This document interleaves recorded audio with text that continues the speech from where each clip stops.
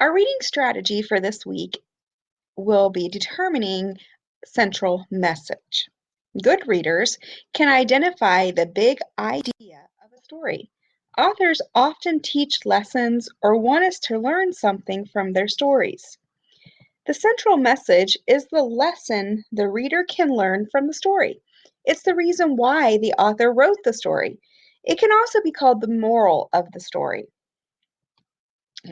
The details or important events in a story will help lead you to the central message. For example, an author writes a story about a little boy who keeps trying to tie his shoes over and over.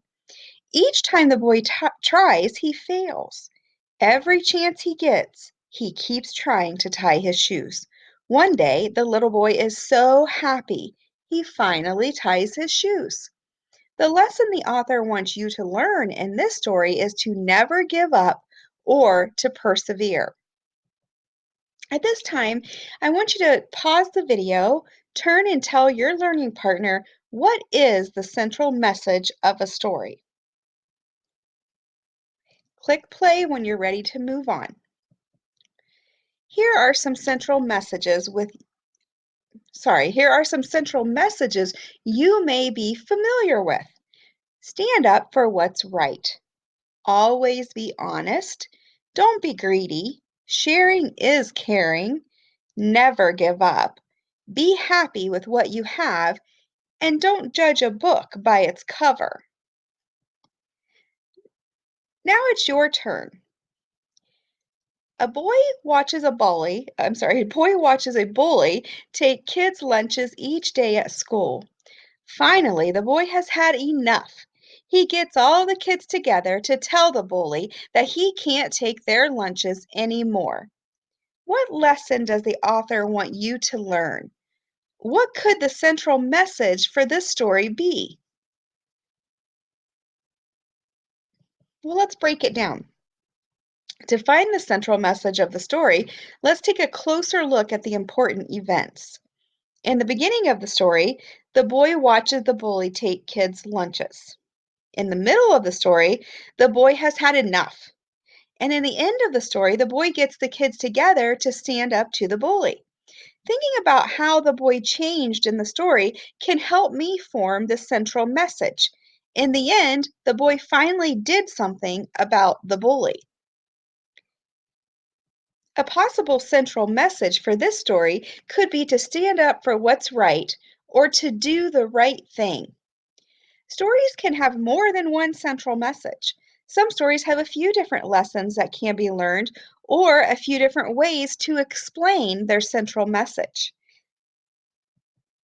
Here's another example. Mary and Kate are building towers of blocks. Mary uses all of her blocks and wishes that her tower was taller. Kate uses all of her blocks to build her tower too. She isn't happy about how tall her tower is either. Mary and Kate decide to put all their blocks together to build one huge tower. What could the central message be for this story? Now, turn and tell your learning partner what details from this story did you use to help you understand the central message.